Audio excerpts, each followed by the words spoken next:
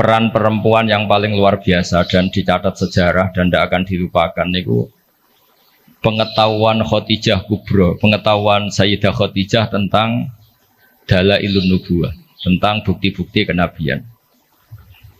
Dados dalam banyak literatur perempuan itu dibahas beberapa kali di Quran. Sing paling masyhur tentu Maryam. Wonten Imro'atu Fir'aun. Nak sing diceritakno beling padahal bojone saleh niku nggih Imro'atu Nuh dan Imro'atu Lut.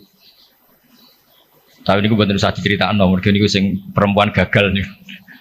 Terus tapi kalau badhe cerita sekedhik, Sayyidah Khadijah niku garwani Rasulullah Shallallahu Alaihi Wasallam. Beliau itu sudah baca buku banyak. Di antara yang dibaca niku referensi sing di dokumen pamannya, namanya Waraqah bin Naufal. Niku semua alamat kenabian itu ada. Ini ku diantarane calon nabi.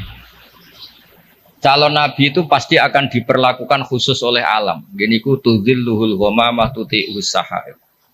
Sehingga beliau nyuruh pembantunya, namanya Maisarah. Maisarah itu nama lelaki. Kalau di Arab Maisarah itu nama apa? Lelaki. Niku dikan ngawal nabi perjalanan teng Syam. Terus semua kriteria kenabian itu ada pada diri Rasulullah Shallallahu Alaihi Wasallam. Singkat cerita akhirnya beliau yakin, terus ngelamar. Terus riyen niku sing nglamar niku Khadijah. Mulane Mbah Mun sering guyon niku alamate ulama iku warasatul anbiya niku kudune disenengi wong wedok aja seneng. Dadi disenengi iku gagah. Riyen Nabi Yusuf disenengi Zulaikha, Kanjeng Nabi disenengi Khadijah. Nak seneng sering kecewa. Singkat cerita, setelah 15 tahun menikah, karena Nabi umur 25, Sayyidah Khadijah umur 40, 15 tahun menanti ini mboten jelas mengarah ke calon Nabi. Jadi alamat itu kok tidak muncul lagi. Singkat cerita, pas Nabi Yusuf 40, Nabi kaget, angsal wahyu, disebut Fazi'ah itu kaget. Akhirnya cerita tentang Khadijah. Sausé cerita tentang Khadijah ini saya agak unik. Dari sekian kriteria kenabian itu ditulis di buku. Tapi ada yang dipunyai hanya oleh perempuan. Terus para peneliti lelaki itu tidak punya, yang punya itu hanya perempuan dokumennya. Ketika sudah jadi nabi ini Khadijah matur, ya Rasulullah atau ya Zauji, itu masih panggil ya Zauji. Nanti kalau teman kamu Jibril datang bilang ke saya. Walhasil malaikat Jibril ini rawuh. Ketika malaikat Jibril rawuh niki radi agak-agak gimana nih? Faka syafat ansaubiha. Mboten usah pikiran sing macam-macam. Barang sebagian tubuhnya dibuka, Khadijah tangkel. Jibril masih. Jare Nabi lari. Terus ditutup malih, ditanya, Jibril ijek, sekarang datang lagi. Ternyata di antara dokumen yang dipunyai Sayyidah Khadijah, kalau Muhammad ini Nabi betul, maka malaikat itu cirinya, kalau melihat aurat perempuan itu lari. Makanya ini dokumen hanya khusus perempuan. Padahal Khadijah ini tidak tahu malaikat tidak tahu, dan Nabi juga agak ngerti kalau posisinya dites. Jadi Nabi pas santai-santai mbek Khadijah bilang, engkau nak kancamu teko. Kalau istilahkan sohib hukum, kalau yang memberi wahyu kamu datang, bilang ke saya. Itu bukti seakurat-akuratnya. Kalau seorang Nabi itu ummi itu makun tata terimal kita bualal iman, Nabi tidak tahu. Tapi definisi kenabian itu orang lain tahu semua. Maka kata para ulama, hampir semua ulama, andaikan Tareh itu menulis awaluman amana mutlakon, itu yang menang Khadijah, bukan Abu Bakar. Jadi partai perempuan yang menang. Jadi andaikan cara penulisan sejarah itu siapa yang pertama iman secara mutlak, tidak melihat kelompok dan golongan, pasti yang menang itu Khadijah, seorang perempuan. Mau ini sengudang ibunya itu yang menang no partai perempuan. Dari pulau ini rada wedi. Nggih, sing jelas niki pertama dan terakhir kula nuruti mbah kula Mbah Jamil kalah tuwa. Nek karena saking muslimat. Saya itu diundang muslimat pusat beberapa kali dereng muni yo, ketoke kok ora ono sing luwih tuwa, dadi saged bali lho. Dadi dereng kula turuti hingga detik ini ketoke ora ono sing luwih tuwa dadi. Tapi nak diundang wong sepuh kan saged ngancam sithik-sithik.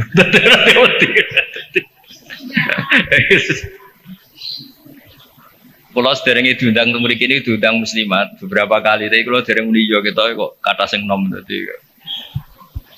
Nggih mbah men dereng sepuh, Mbah Jamil buyut mek kula boten mbah, cuma kok bahasa buyut boten pati lazim dadi wong niku dulure buyut kula boten mbah malih pun buyut.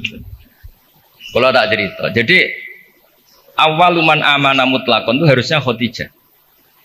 Karena pertama yang diceritani kalau seorang nabi adalah Muhammad, bahkan sebelum nikah. Niku piyambake nikahi Kanjeng Nabi nggih berdasar itu calon nabi karena beliau lama sekali belajar mbek Waraqah bin Naufal. Nah ini yang bunyai-bunyai juga harus tetap membaca.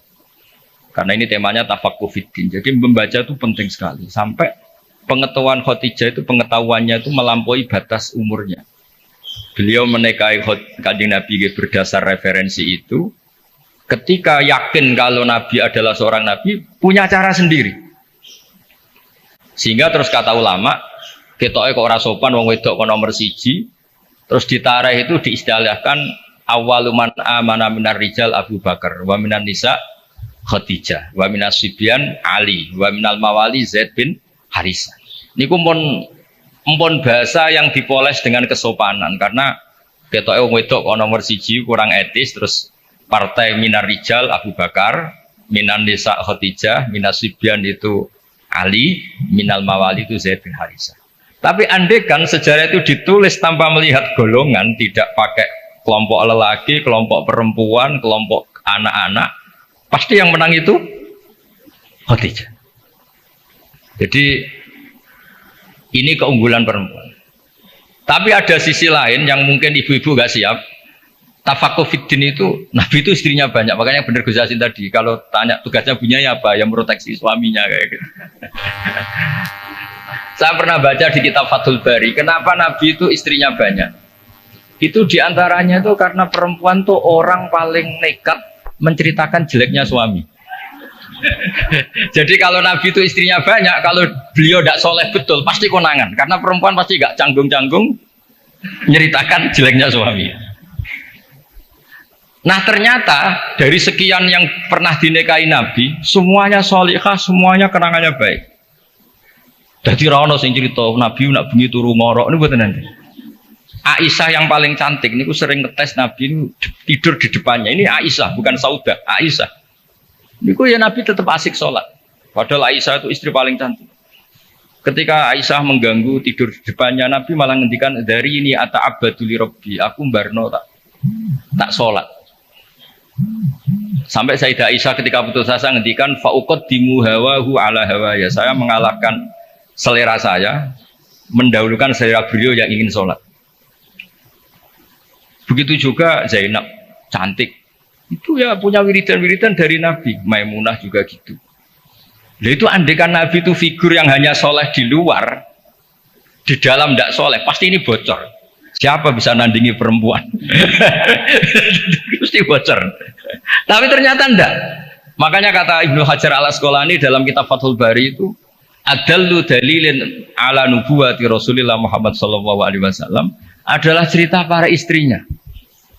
Padahal mereka banyak, artinya banyak itu ya cemburu, ya macam-macam. Harusnya karena cemburu ini kan terus ceritanya ngawur. Ternyata enggak juga. Itu betapa solehnya Nabi Shallallahu Alaihi Wasallam.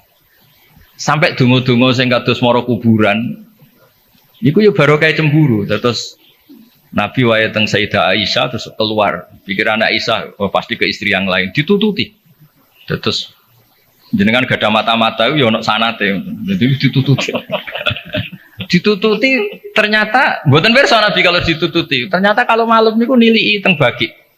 Nili iteng bagi assalamualaikum daraqaumil mukminin wa inna insyaallah bikum lahiqun. Niku riwayat Sayyidah Aisyah berdasar cemburu gara-gara buntuti ini akhirnya riwayat. Oh ternyata bojoku nak dalu iku penggaweane moro kuburan. Terus begitu juga cerita-cerita yang lain. Belum masalah hukum. Dulu hukum itu tidak diketahui kalau tidak barokahnya perempuan-perempuan itu. Ada sahabat tuh agak usil. Gimana hukumnya mencium istri ketika Ramadan? Batal enggak ya? Sing ditakoki adalah jenis-jenis yang kayak Nabi itu ya kita serah nopo wis cara ngempet itu kuat lah. Tanya Maimunah, apalagi Saudah. Kata Maimunah, kalau ke saya kayaknya enggak. Yang potensi yaitu tanya ke Aisyah. Karena Aisyah ini paling cantik, paling muda. Akhirnya tanya. Dan dijawab oleh Aisyah, qabalani Rasulullah wa waso'ib. Nabi itu kalau puasa ya kadang mencium saya, Nabi tetap puasa. Akhirnya jadi fikih, qublatu zauji li zauja itu tidak batal. Menciumnya suami ke istri itu asal mencium saja itu tidak batal. Jadi dokumentasi hukum fikhiyah itu semuanya itu terutama yang masail perempuan itu barokahnya perempuan-perempuan istrinya Nabi. Tadi benar yang dikatakan Gus Hasim, dokumentasi itu hanya ada di istri-istri Nabi. Makanya kata Ibnu Hajar al-Asqalani, andai kan tidak ada istrinya Nabi, maka dalailun nubuwah, kesolehan orang di rumah itu kan ukuran. Misalnya di luar kiai-kiai kadang ngetokno waroi zuhud, barang ning omah muangan tuh haduk. Jebule gayane mangan sithik iku mau jaim jaga imet tok. Ning jopo kadang-kadang maca ala kiai, serwapi jubahan serbanan wis ning omah wis karo kanthok ngalor itu. Nabi itu ndak, meskipun di rumah itu ya priayi. Karena Nabi itu istighya'nya minallah, jadi merasa nggak nyaman itu dengan Allah. Jadi nggak beliau itu tetap sopan ketika di rumah. Di luar ya sholat, di rumah ya sholat, di luar ya ingat Allah, di dalam rumah ingat. Itu Nabi kalau mau sholat, itu senangnya bukan main. Itu yang cerita ya istrinya. Jadi Nabi itu kalau banyak masalah, itu keluar masuk nggak tenang. Corong Jawa nggak jenuh. Itu ketika ada adzan Nabi alhamdulillah, arifna ya Bilal. Alhamdulillah waktu sholat sudah masuk. Arifna ya Bilal, ayo cepat Bilal datang ke sini. Saya ingin istirahat. Itu istrinya tahu bahwa Nabi itu hiburannya tidak dengan istri-istrinya, tapi dengan sholat. Oh istrinya sampean tetap nggak tahu kalau suaminya gitu, pasti tidak tahu karena tidak ada buktinya. Itu Nabi itu kalau belum sholat tuh keluar masuk. Tapi ketika waktu sholat terus Arifna ya Bilal, ayo aku kasih istirahat Bilal. Tuh kalau mau sholat tuh senangnya bukan main. Makanya ngedikan waktu rotu aini kisah. Dan itu kesaksian seorang perempuan. Itu nggak mungkin nggak bener itu karena tadi sekali nggak bener, mesti geger. Sorong Jawa dikeranyam kira-kira gitu. Jadi ini cerita-cerita unik yang mungkin harus dikaji ya karena ini disebut tafaqquh fiddin. Tapi perempuan juga ketika nyuwun sewu sudah tidak benar itu ya berat. Makanya ini yang kita harus hati-hati. Allah memberi contoh kepada orang-orang kafir, imra'ata Nuhi wa imra'ata Lut. Kanata tahta abdaini min ibadina sholihaini. Tapi fakhonata huma falam yughniya anhuma minallahi syai'a wa qila dkhulan nar ma'ad-dakhilin. Itu contoh yang perempuan gagal. Tapi perempuan yang sukses padahal suaminya itu enggak benar. Ada juga contohnya wa imra'ata Fir'aun. Sehingga di Indonesia alhamdulillah barokahnya Rasulullah sallallahu alaihi wasallam. Contoh yang pertama itu hampir jarang terjadi. Yang suaminya soleh, perempuannya tidak solihah itu jarang. Tapi kalau yang lelakinya tidak soleh, perempuannya tetap solihah itu banyak. Jadi alhamdulillah itu barokahnya Rasulullah SAW. Jadi kebalik kalau di Indonesia malah suaminya nggak benar, istrinya itu benar solihah itu. Itu nggak benernya suami jenengan tuh cek sepele ini Fir'aun. Jadi di Quran tuh cerita ada orang solihah tuh istrinya Fir'aun nggak tanggung-tanggung tapi termasuk legenda. Jadi intinya Quran tuh sangat ngapresiasi kesalehannya orang perempuan sampai ada surat Nisa, ada surat Mumtahanah yang agak ekstrim ya surat Mujadilah ini.